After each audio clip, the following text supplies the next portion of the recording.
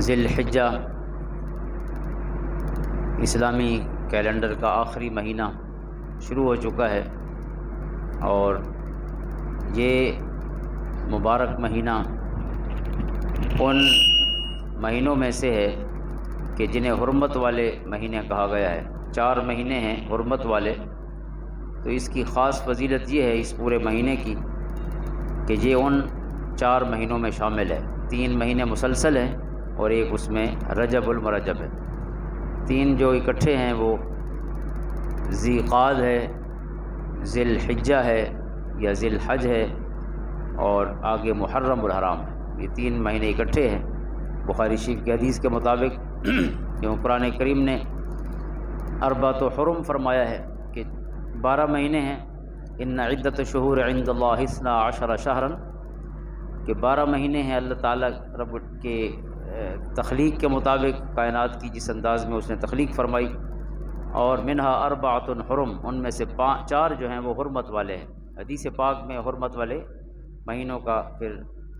ذکر فرمایا گیا کہ ان میں سے پہلا ذی قعدہ ہے، ذی الحجہ ہے، محرم ہے، اور پھر جو یہ 3 اکٹھے ہو جاتے ہیں،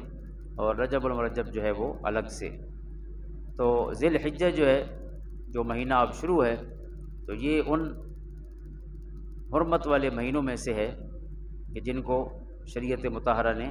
عام مہینوں کی نسبت خاص مقام دیا ہے۔ اور پھر جو آیات میں نے پڑھی ہیں سورۃ فجر کی، اس میں اللہ تعالیٰ نے چند قسمیں اٹھائی ہیں۔ والفجر، قسم ہے فجر کی، ولیال عشر، اور 10 راتوں کی قسم ہے، والشفع والوتر، اور جفت کی قسم ہے، اور طاق کی قسم ہے۔ تو ان آیات میں جو قسمیں اٹھائی گئی ہیں، بظاہر آیات سے پتہ نہیں چلتا کہ یہ 10 راتیں کون سی ہیں، جفت کیا ہے اور طاق کیا ہے۔ تو اس طرح کی جتنی چیزیں قرآن کریم میں بیان ہوئی ہے، ان کی وضاحت پھر حضور علیہ الصلوۃ والسلام نے اپنی احادیث کی صورت میں فرمائی اور اپنے غلاموں کو اس سے آگاہ فرمایا۔ تو نسائی، سنن نسائی میں امام نسائی نے اور امام احمد بن حنبل نے حضرت جابر بن عبداللہ انصاری رضی اللہ عنہ سے روایت فرمایا کہ قال رسول اللہ صلی اللہ علیہ وآلہ وسلم، حضور علیہ الصلوۃ والسلام نے ان الفاظ کی وضاحت فرماتے ہوئے ارشاد فرمایا، ان العشر عشر الاضحیٰ، فرمایا اس میں جو 10 راتوں کا ذکر ہے، تو یہ 10 سے مراد جو ہیں یہ ذی الحجہ کے یا قربانی والے مہینے کے پہلے 10 دن ہیں، پہلی 10 راتیں ہیں۔ اور یہاں راتیں فرمایا گیا، ویسے علماء یہ فرماتے ہیں کہ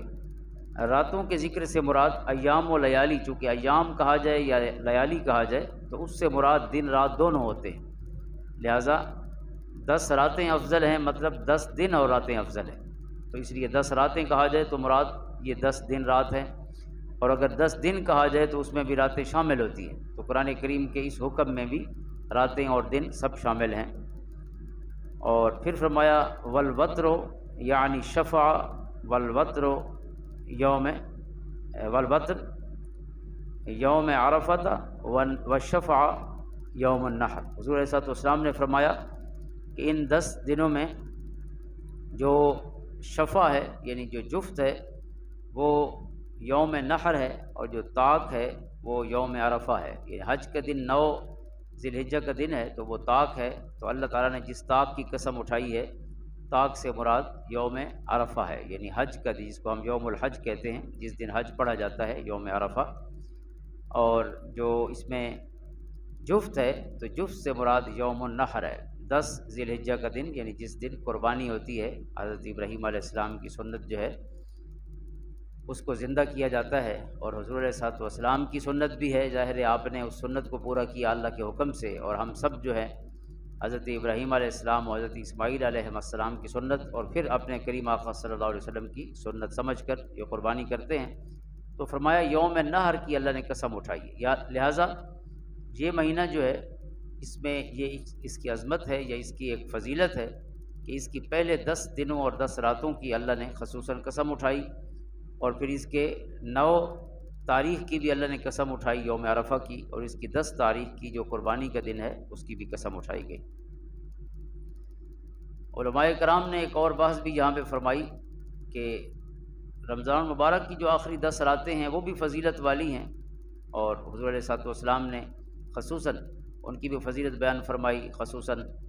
جو 5 طاق راتیں ہیں 21، 23، 25، 27 اور 29 ان کی نسبت سے۔ تو اب سوال یہ ہے کہ وہ 10 راتیں زیادہ افضل ہیں یا یہ زیادہ افضل ہے؟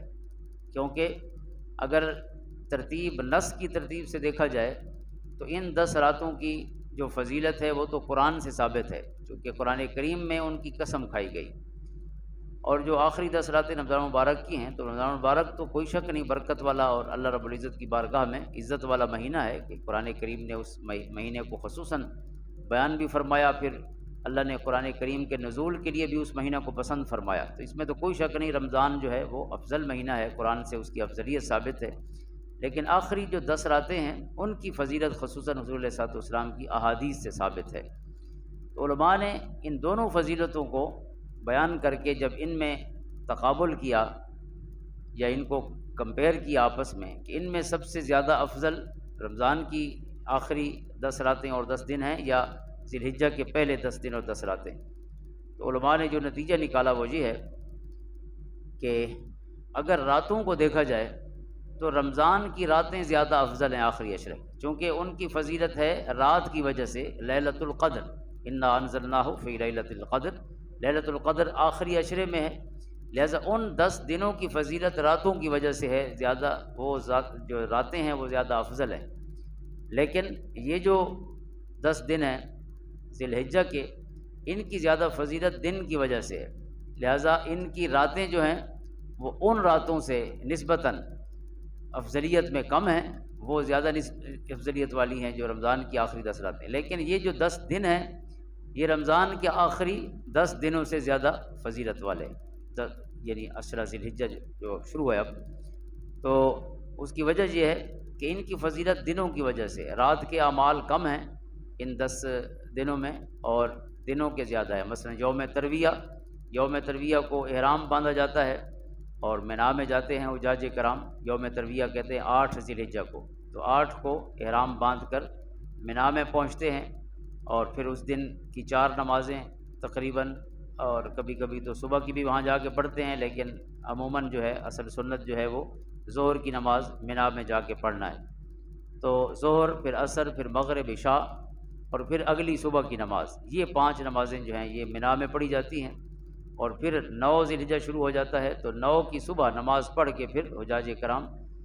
عرفات کی طرف جاتے ہیں۔ تو لہٰذا یوم ترویہ وہ بھی دن ہے، اس کی فضیلت ہے کہ اس دن احرام باندھا جاتا ہے اور اس دن مینا میں قیام کیا جاتا ہے۔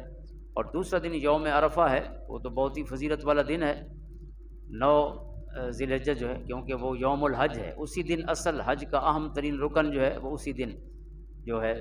خصوصاً زوال سے لے کر، یعنی سورج کے ڈھلنے سے لے کر مغرب تک، یعنی غروب آفتاب تک، زوال آفتاب سے غروب آفتاب تک جو ہے وہاں حجاج کرام خصوصاً قیام کرتے ہیں، وقوف کرتے ہیں عرفات کے میدان میں۔ تو اگر کوئی حاجی اس میدان میں نہ پہنچ سکے تو اس کا حج نہیں ہوتا، کیونکہ اس کی کوئی تلافی نہیں ہے۔ اس لیے جو انتہائی شدید مریض ہوتے ہیں تو انہیں بھی حکومت ایمبولینسز وغیرہ میں بٹھا کر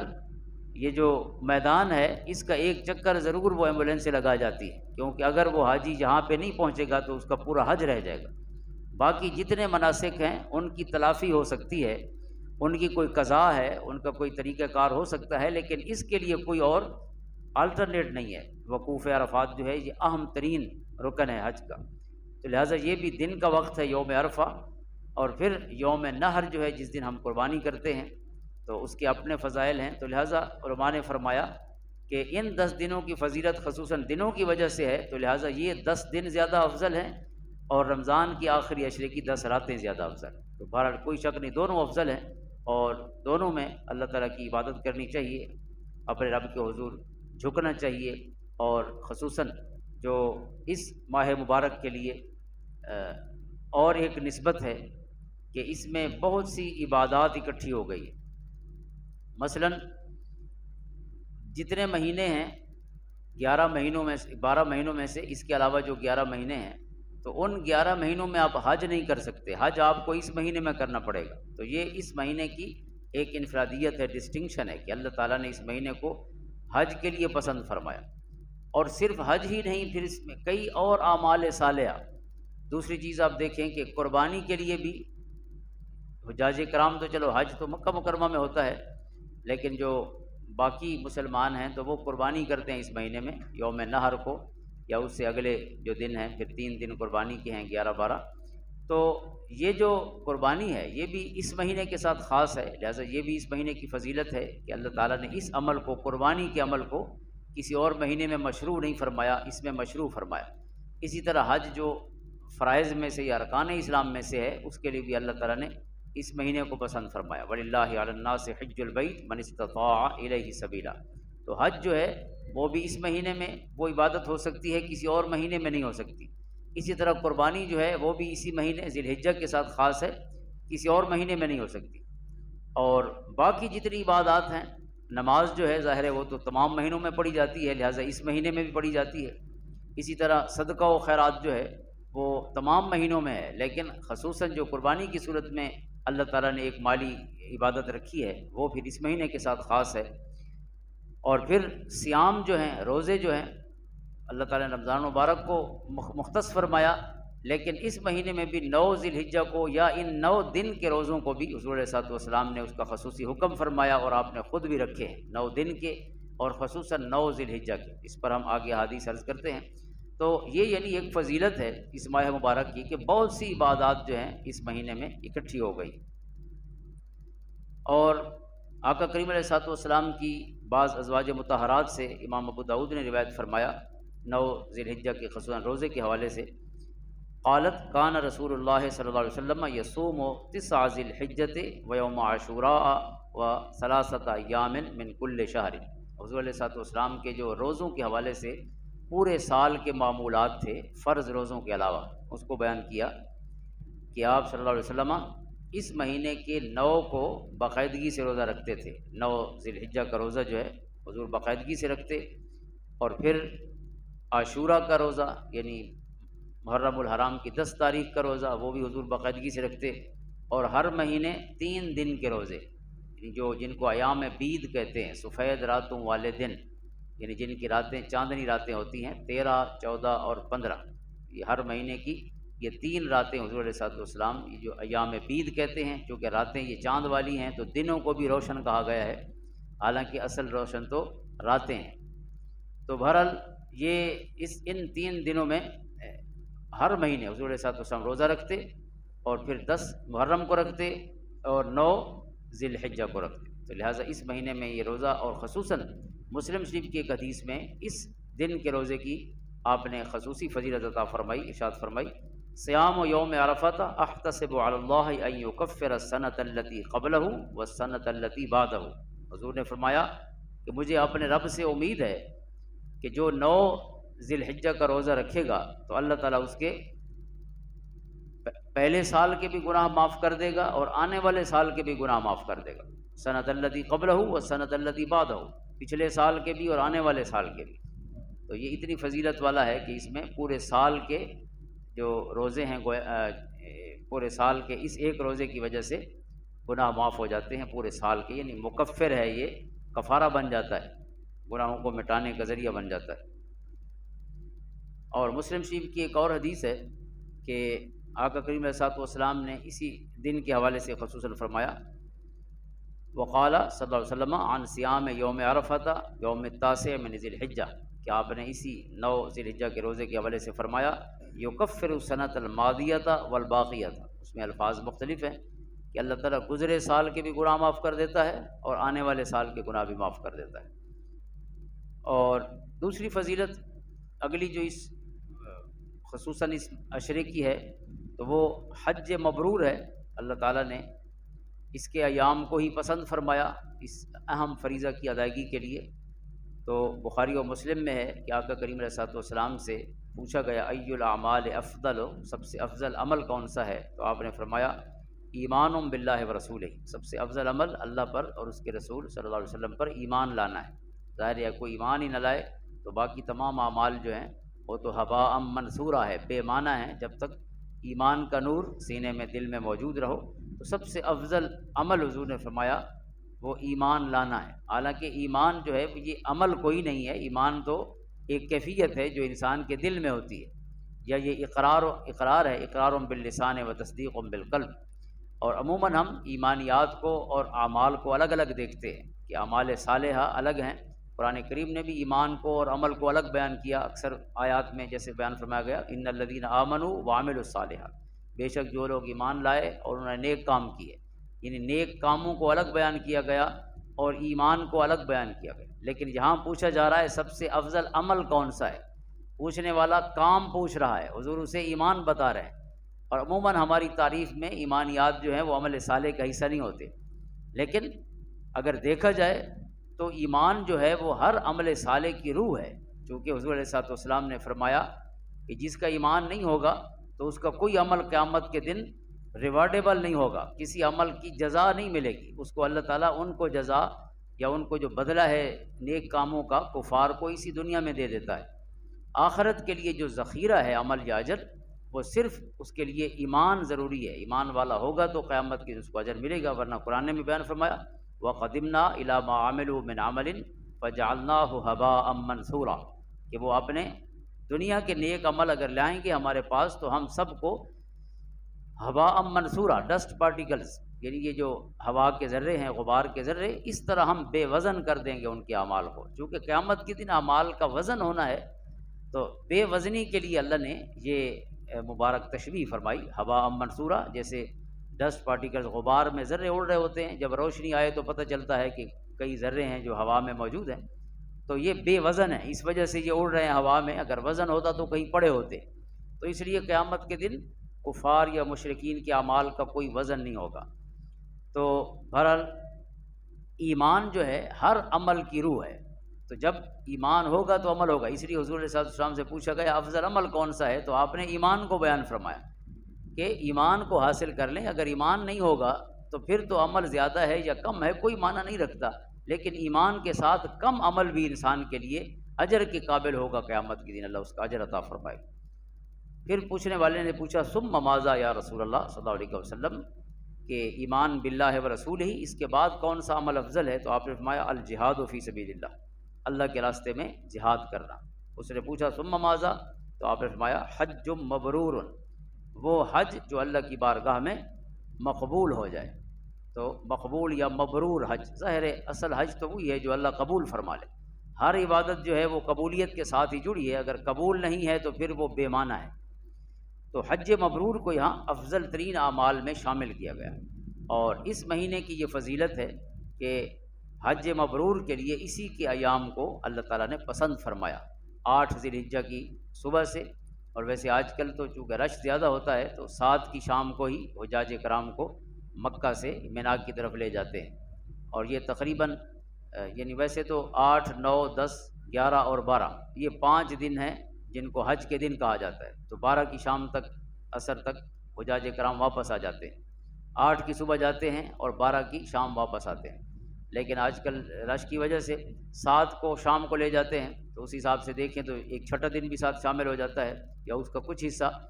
تو یہ سارے دن جو ہیں اسی مہینے کا حصہ ہیں، تو لہٰذا یہ اس کی فضیلت ہے اس مہینے کی کہ یہ اہم ترین عبادت، کہ جس کے لیے حضور صلی اللہ علیہ وسلم نے فرمایا کہ جس نے یہ عبادت کر لی، اور خصوصاً یوم عرفہ جو ہے اس دن جس نے وقوف کر لیا میدان عرفات میں، تو حضور فرماتے ہیں ایسے پاک ہو گیا گناہوں سے کیوم ولدتہ امہ، جیسے آج ہی اس کی ماں نے اسے پیدا کیا ہے۔ یعنی اس دن جس نے معافی مانگی، اس معافی میں اللہ رب العزت کی طرف سے اس انداز میں استقبال ہوتا ہے، عطا ہوتی ہے۔ اور اس کے بارے میں مسلم شریف کی حدیث ہے خصوصاً، جو اس ماہ مبارک کی ایک الگ فضیلت بھی ہے یوم عرفہ کے نسبت سے، کہ اس مہینے میں یہ دن ہے حج کے دنوں میں کہ جس دن مغفرت کی یہ کیفیت ہے کہ حضرت عائشہ صدیقہ رضی اللہ عنہا فرماتی ہیں ما من یوم اکثر من ان یعتق اللہ فیہ عبدا من النار من یوم عرفہ، کہ اللہ تعالیٰ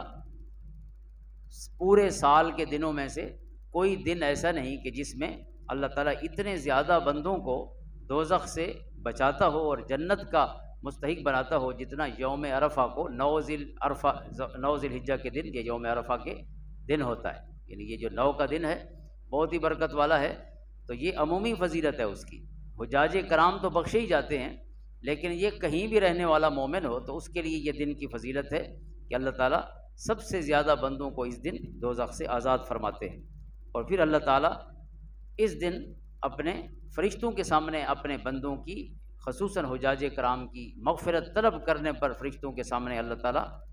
اپنی شان کے مطابق فخر فرماتا ہے کہ دیکھیں میرے بندے کتنا مجھے ماننے والے ہیں یا میرے حضور جھکنے والے ہیں، اپنے گناہوں کا اعتراف کرنے والے ہیں، تو اللہ تعالیٰ پھر ان پر اپنا خصوصی کرم فرماتا ہے۔ اور اسی طرح اس ماہ مبارک کے دنوں میں سے جو اہم دن ہے پھر یوم نحر ہے۔ یوم نحر یعنی قربانی کا دن، اس کے لیے ابو داؤد شریف کی حدیث ہے کہ اعظم الایام عند اللہ تعالی یوم النحر ثم یوم القر، کہ اللہ تعالیٰ کے نزدیک تمام ایام میں سے جو افضل ترین دن ہے تو وہ یوم نحر ہے، یعنی قربانی کا دن ہے۔ نحر کہتے ہیں قربانی کرنے کو، یوم اضحیٰ یعنی 10 ذی الحجہ کا دن، ثم یوم القر، اور پھر قرار کا دن ہے۔ قرار کا دن کہتے ہیں 11 ذی الحجہ کو، چونکہ حجاج کرام سب سے جو ان کا ہیکٹک ایک مصروفیت ہوتی ہے، تھکا دینے والی مصروفیت ہوتی ہے، تو وہ 2 دن کہہ لیں پہلے، یعنی 8 کا دن بھی ظاہر ہے مینا میں قیام ہے، اور پھر 9 کی صبح جو ہے عرفات کی طرف چلے جاتے ہیں، یہ 11-12 کلومیٹر ہیں، اور پھر وہاں سے کبھی پیدل کبھی سواریوں پہ پھر واپس مزدلفہ آتے ہیں۔ تو مزدلفہ سے اگلا دن جو ہے وہ 10 ذی الحجہ کا ہوتا ہے، جو ہمارے ہاں قربانی کا دن ہے، اور وہاں بھی قربانی کا دن ہے حجاج کرام کے لیے، لیکن بہرحال حجاج کرام بھی 3 دن قربانی کر سکتے ہیں جیسے ہم کر سکتے ہیں۔ تو جو 10 کا دن ہے اس دن حجاج کرام کے بہت کام ہوتے ہیں، یعنی آپ کہہ لیں کہ یہ دا موسٹ ہیکٹک ڈے، یہ سب سے زیادہ یعنی حج کے دنوں میں سب سے زیادہ تھکا دینے والا دن ہوتا ہے، کیونکہ اس دن حجاج کرام نے جو کام کرنے ہوتے ہیں ان میں سب سے پہلے شیطان کو کنکریاں مارنی ہوتی ہیں، بڑے شیطان کو، پھر اس کے بعد جو ہے قربانی کرنا ہوتی ہے، اور قربانی کے بعد حلق ہوتا ہے، تیسرا کام سر مڑانا ہوتا ہے، اور سر مڑانے کے بعد انہوں نے طواف زیارت کرنا ہوتا ہے۔ اگرچہ طواف زیارت بھی 3 دن ہو سکتا ہے، لیکن ظاہر سارے حجاج کرام کوشش کرتے ہیں ہر کوئی کہ جلدی ہو جائے، تو اس دن یہ بڑے اہم کام ہیں، 4 کام ہو گئے۔ تو اب یہ 4 کاموں سے جب فارغ ہوتے ہیں تو اگلے دن کو یوم القر کہا گیا، وہ قرار کا دن ہے، چونکہ اس دن سوائے 3 شیطانوں کو کنکریاں مارنے کے اور حجاج کرام کا کوئی کام نہیں ہوتا۔ 11 کے دن بھی اور 12 کے دن بھی صرف کنکریاں مارنی ہے، پھر اپنے خیمے میں رہ کر اللہ کی عبادت کرنی ہے، اس کے علاوہ اور کوئی یعنی فزیکل کوئی ایگزاسشن نہیں ہے، اس طرح کا تھکا دینے والا کوئی کام نہیں ہے۔ اگرچہ شیطانوں کو کنکریاں مارنا آنا جانا بھی ایک کام ہے، لیکن پہلے جو ہیکٹک ڈیز تھے 2-3 دن، تو ان کی نسبت یہ قرار کا اور سکون کا دن ہے، تو لہٰذا 11 کے دن کو یوم القر کہا گیا۔ تو حضور فرماتے ہیں کہ اللہ تعالیٰ کے نزدیک سب سے افضل دن یوم نحر ہے، قربانی کا دن ہے، پھر قربانی سے اگلا دن ہے، یعنی 11 ذی الحجہ کا دن بھی بہت ہی فضیلت والا ہے۔ اور پھر ان ایام کی فضیلت یا اس مہینے کی جو فضیلت ہے، جس میں عشرہ بھی شامل ہے اور دوسرے عشرے کے چند دن بھی شامل ہیں، ان میں سب سے بڑا عمل جو ہے فضیلت والا وہ اللہ تعالیٰ کا ذکر ہے، اللہ تعالیٰ کی تکبیر ہے، اس کی تحلیل ہے، اور اللہ کی تسبیح ہے۔ یعنی ان ایام کا سب سے بڑا ذکر جو ہے، وہ سب سے بڑا عمل جو ہے، یا سب سے مقبول اور اللہ کی بارگاہ میں تیزی سے جس کا استقبال فرمایا جاتا ہے، تو وہ سب سے افضل عمل اللہ کا ذکر ہے، کثرت کے ساتھ اس کا ذکر ہے۔ اس پر حدیث پاک ہے مسند احمد کی، ابن عمر اس کو روایت فرماتے ہیں، ما من ایام اعظم عند اللہ ولا احب الیہ العمل فیہن من هذه الایام العشر، کہ ان پورے 10 دنوں کا حضور نے فرمایا کہ باقی سارے سال کے مقابلے میں کوئی اور ایسے دن نہیں اکٹھے کہ جن میں سب سے زیادہ ثواب ملتا ہو اعمال کا، اور ہر عمل اللہ کی بارگاہ میں بہت محبوب ہو اور پسندیدہ ہو۔ یعنی کوئی بھی نیک عمل جو ہے باقی سارے سال کے مقابلے میں جن 10 دنوں میں سب سے زیادہ اللہ کی بارگاہ میں عظیم بھی ہے اور محبوب بھی ہے، فرمایا وہ یہ 10 دن ہیں، ذی الحجہ کے 10 دن جو ہیں، ان میں اللہ تعالیٰ کی بارگاہ میں ہر عمل جو ہے اس کا ثواب بھی زیادہ ہے، اور وہ اللہ کی بارگاہ میں پسندیدہ بھی ہے، چھوٹا ہو یا بڑا ہو، لیکن اللہ کی بارگاہ میں اس کا استقبال بہت ہی محبت سے اور پیار سے کیا جاتا ہے۔ اور پھر آپ نے اس کا عمل خصوصی جو ہے تعلیم فرمایا، فَأَكْثِرُوا فِيهِنَّ عَنِ التَّحْلِيلِ وَالتَّحْمِيدِ وَالتَّسْبِيحِ وَالتَّكْبِيرِ، فرمایا ان دنوں میں یہ ذکر کثرت سے کرو۔ کون سے ذکر ہیں؟ التحلیل، لا الہ الا اللہ، کلمہ طیبہ، اللہ کی توحید کا اعلان کرنا، یہ بھی کثرت سے پڑھا جائے۔ والتحمید، الحمدللہ، والتسبیح، سبحان اللہ، والتکبیر، اللہ اکبر، یہ کلمات جو ہیں حضور صلی اللہ علیہ وسلم نے فرمایا ان 10 دنوں میں کثرت سے کیے جائیں۔ اور پھر یہ تو خصوصاً 10 دنوں کے لیے ہے، لیکن باقی جو ایام تشریق کا آپ جانتے ہیں کہ وہ 9 ذی الحجہ سے لے کر 13 تک یہ جو ایام ہیں ان میں خصوصی تکبیرات جو ہیں جن کو ایام تشریق کی تکبیرات کہتے ہیں وہ خصوصاً مشروع ہیں، ان کا حکم ہے اللہ اکبر لا الہ الا اللہ واللہ اکبر وللہ الحمد۔ اب اس میں اس کلمے میں بھی اللہ تعالیٰ کے بہت سے ذکر آ جاتے ہیں، اللہ اکبر تکبیر ہو گئی، لا الہ الا اللہ تحلیل ہو گئی، اور وللہ الحمد اللہ کی حمد و ثنا ہو گئی، تحمید ہو گئی، اور پھر اللہ کا ایک دفعہ اللہ اکبر کے ذریعے اللہ کا مبارک نام بلند ہو گیا تکبیر کی صورت میں۔ تو یہ ایام تشریق کی جو تکبیرات ہیں یہ 9 ذی الحجہ کے شروع ہو کر پھر 13 کی عصر تک یہ چلتی ہیں، لہٰذا یہ بھی جو شخص